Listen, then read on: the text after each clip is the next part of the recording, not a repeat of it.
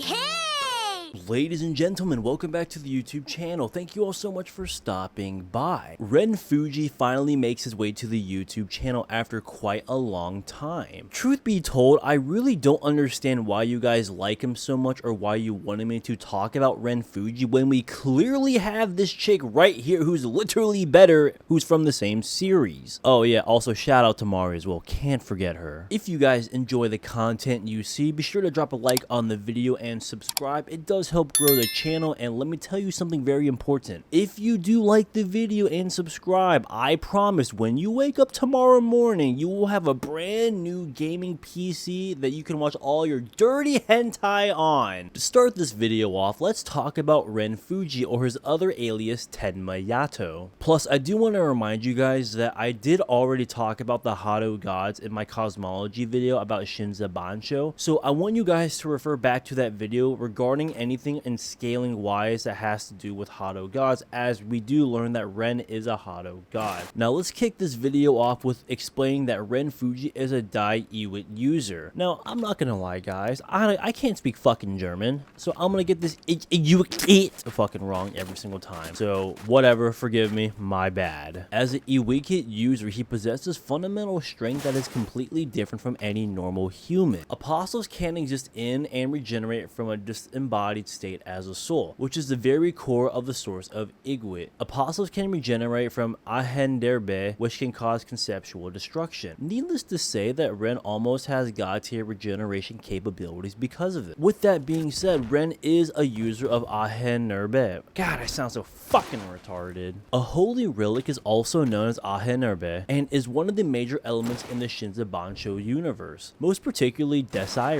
It's a term generally used to categorize any magic object that has obtained a will of its own and as a result of the surge of emotion that it feels that goes into some other said object, stemming from many people throughout history. Ahenderbe can harm, kill, or even disembody souls. Ren has the ability to attack souls. The Egwit users damage the soul with their regular attacks. Ren can even tear away souls under the control of Mercius in an attempt to disturb the cycle of reoccurrence to destroy the current ghetto and break the shackles of the foreknowledge. People like Ren can easily warp reality and control the laws of the world. Beraya is the act of an Egwit user forcing their deepest desire on reality, and is described as the implementation of a new law into reality. Basically what he can do is he can add any type of law or desire he wants into the world. Think of it like, I would say, it sounds like anything he imagines or any law he wants to imagine can be placed into reality of the world. So that's kind of busting. Ren has the ability to deny the concept of death with Ein Faust Scherzo. To tell you guys the truth though, Ren in his base form, if you even want to call it that, isn't anything special. The only reason why Ren is so powerful is because he is a Hadou God, which is fair enough. I mean, you know, every character has their next level ability or whatever, but base Ren, he ain't shit, to be completely honest. But now since we got all the other stuff out of the way, we can actually move on to the Hadou God version of Ren. Ren's laws makes all of creation freeze in its wake, slowing down everything to a halt, including the throne. As a Hadou God, they embody their own law, giving them an abstract existence. Gudo gods like Mari have been shown to exist outside of and above the world's laws and concepts, existing and embodying a world that's perpetually frozen in time and space. I can't remember if this was the exact scan that I used to show that all Hadou gods are above time and space. So even though I'm talking about Mari here, it's important to note that Ren is in the same category as Mari. The former allows its user to swallow up the entire universe into its own color, including the laws inside of it,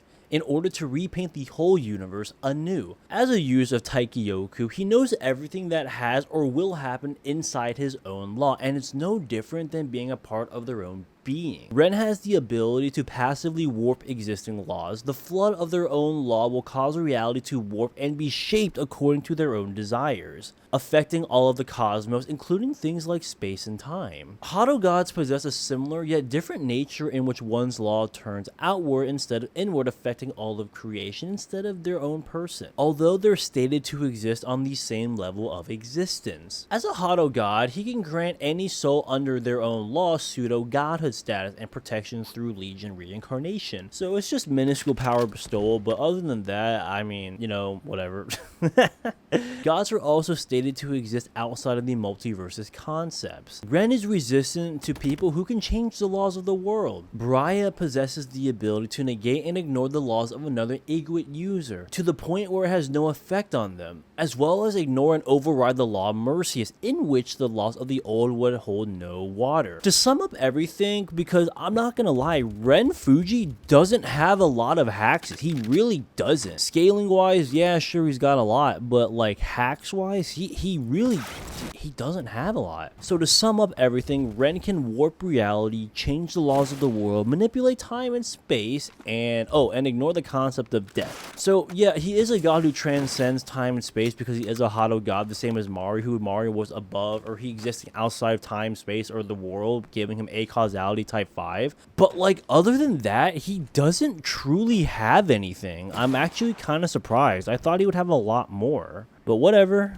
Now we finally get to talk about Veldanava. Now, the reason why I wanted to talk about Veldanava is because, one, I heard this character was one of the strongest in Tensura. I didn't even know this character existed, to be completely honest. And two, well, come on, we haven't talked about Tensura in a long time now, and you guys know me. Veldanava is also known as the Star King Dragon, and it is the very first true dragon. It's an omnipotent being who created the worlds with wills to alleviate his loneliness and while in nothingness. Wait, hold on a second. Veldanava isn't the Great Spirit? Yo, I really thought that they were the fucking same thing. Yo, am I fucking retarded? Don't answer that. Alright, whatever. I guess I'll have to make a separate video about the Great Holy Spirit some other time. Free content, I guess, whatever. This old walking lizard can use magic to automatically translate languages. Ooh, so powerful. All beings can overcome their magic capacity and become stronger just by fighting, overcoming anything with great obstacles or strengthening their will. Veldanava has passive madness manipulation. This flying dinosaur should be able to do this via the demon lord Haki. Since this almighty powerful dragon is so well powerful, he can control and manipulate matter. An example of this is that he can control the molecules in the air. Also, his voice is a cannon that can vaporize and autonomize targets. I wish I could do that. I wish I had the ability to just scream or like talk and then have somebody like across the room I don't like blow up into a million pieces.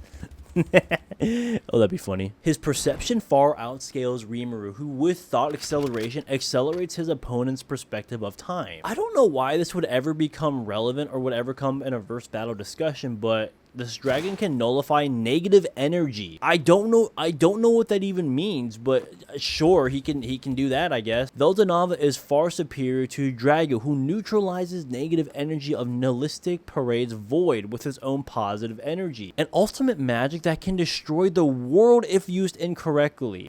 I like this when I saw this and I was looking at it, I'm like, how the fuck does negative energy or purifying negative energy or nullifying it, whatever the fuck I just said, capable of destroying the entire world? How does that make sense? Is that saying like Aqua can use purify then as well, just to like destroy the whole entire multiverse?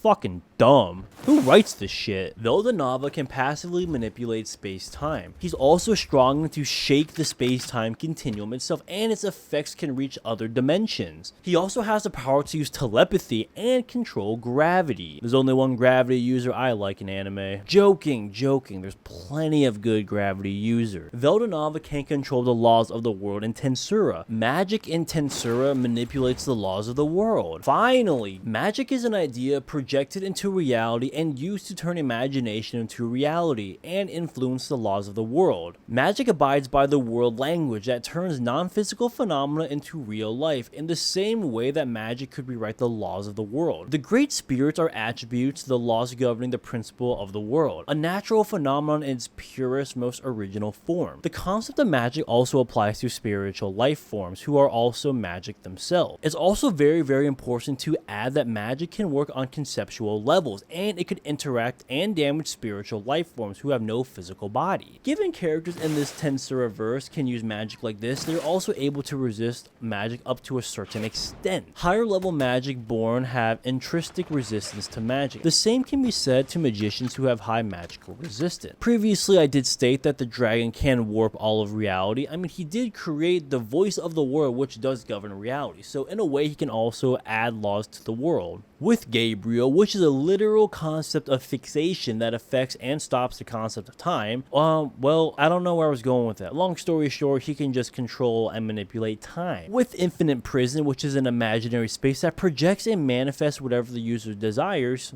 well, he can just, I don't know, seal people away, I guess. Veldanava can also create avatars, plus he is an abstract existence. True dragons are the holy will of nature and the source of the world. They only exist as an abstract form of themselves, and they have no attachment with their bodies or even their cores. Cores are made up of information which serve as a fundamental aspect of the world, as their body is the result of the faith of those who live around them. Their physical bodies are pure manifestations of themselves, and as long as their will, which is their abstract self, remains alive, they shall never die, and they are protected. There it is, finally. That's a good hacks right there. But now let's move on to something else that I'm not gonna lie, I really do like it when characters have this ability. This dragon has existence erasure. I would be very disappointed if you didn't have this, to be honest. Even Rimuru, who had resistance to existence erasure, felt that his existence was beginning to crumble when he was hit by Veldor's Dragon Spirit Haki. Not to mention other resistance like resistances to pain were deemed useless when anyone gets hit by Veldor's Dragon Spirit Haki. Oh, come on, Rimuru, this is just embarrassing. I know you're stronger than this. You're getting erased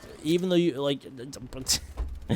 I can't even talk. Veldanava gave Velzard and Velgran his skills. An example of this is that he created and gave Dino, the Lord of the Heavens, Astarte, to freely evolve his unique skills and turn them into ultimate skills. It's also important to note that he can rewrite the nature of an ultimate skill and evolve it into a higher realm. Now, I don't know what the fuck this means, but apparently there's something called digital physiology in Tensura. I don't know what type of retarded ass shit this is, but I guess I have to include it because I cover everything. Veldanava was called the world's supreme and the most powerful presence, and guys could tell that he was just the creator, meaning that he's a digital life form? Just because some guy acknowledges this, that he's a god and he could not win against him in a duel? You know, what? I don't get this. I don't get it. I don't understand. My brain, maybe I'm too fucking small brain. Maybe I'm just like genuine like 90 IQ fucking retard level status. Okay, retard's like 80, but you know what I mean. I don't understand why this has any part in being an inverse battle debate, but like, what the fuck does digital physiology mean? Is this that shit these Rimuru fanboys were talking about back in the day when they were talking about digital form Rimuru, how it was like OP or something? What the fuck is wrong with you idiots? With Castle Guard, he can nullify any kind of attack that approaches the user. It's like an absolute defense in a sense of the world. Veldanava's attributes were mainly space on Earth, so this basically gives him access to spatial manipulation type ability. Veldanava's Uriel has control over space and all other events. Events in this case would be considered fate. He can interlock humans in parallel worlds of other dimensions, and he has the power over life and death. Like I stated before, Veldanava can create any law he so wishes and impose them into the world. He created a law that binds ultimate skill users, each universe having their own distinct law, making each universe unique to themselves. Seal did state that he can regenerate his body whenever he wants, but he chooses not to. True dragons could resurrect after the destruction of their heart's nucleus. On top of that, the true dragons like Veldora is capable of coming back from conceptual destruction. So it's fairly safe to say that Veldanava can do the exact same thing, but at a higher level. He can bring the world to any outcome he desires. It's also stated that he's capable of making the world work in any way he wants. Lastly, he can see how everything turns out in the world. Oh wow, so true dragons can resist Veldor's aura, which can erase anyone's existence. And that's basically about it for Veldanava. I can't imagine, or I can't believe that he's got more hacks than Ren Fuji. I'm a little bit into disbelief right here. So why did I talk about Veldanava? Well, because his old ass dinosaur is like the strongest character in Tensura, right? Did I say that earlier? I don't know, I probably did. But he's supposed to be, I don't know, I've been told he's supposed to be getting a power-up in the next volume, but let me tell you something. It doesn't matter if he gets a new power-up in the next video. He's still strong in his own right, but I mean, it fucking doesn't matter. The Desire cosmology far exceeds Tensura in all categories, so there's no even debate here when it comes to scaling. Let's not kid ourselves, guys. For the Tensura God, I expected way more hexes and higher scaling. Despite his ultimate role as the creator and the Star King of Tensura, or of the Tensura world, an omnipotent being who formed the cosmos from nothingness and possesses dominion over time, space, and existence itself, Veldanava is incredibly powerful, but he ultimately falls short against the unique conceptual threat that's Ren Fuji. Veldanava's arsenal, which includes absolute defense like Castle Guard, the control of fate through Uriel, and the high level of existence erasure, makes him functionally amazing within its own cosmology,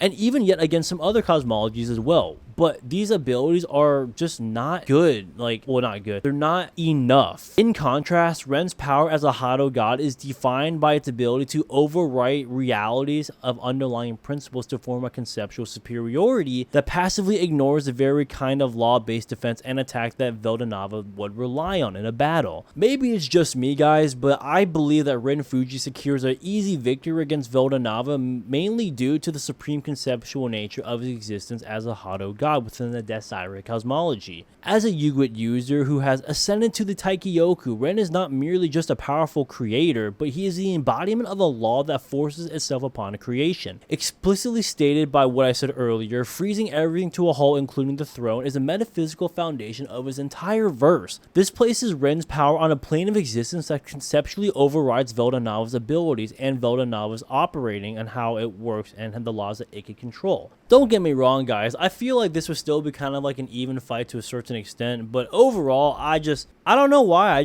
I really thought that the Tensura dragon god spirit whatever would be like way stronger. Maybe I've been spoiled by always talking about overpowered characters, that overpowered characters don't seem overpowered anymore. I don't know, guys. I really just thought it'd be more of a closer fight or a closer battle. I truly did. Veldanava is strong in his own rights, but after looking into this character more, I bet he can barely beat Anos, funny enough. Shit, I would even argue Aisha can beat Veldanava. Hell, even all of Tensura.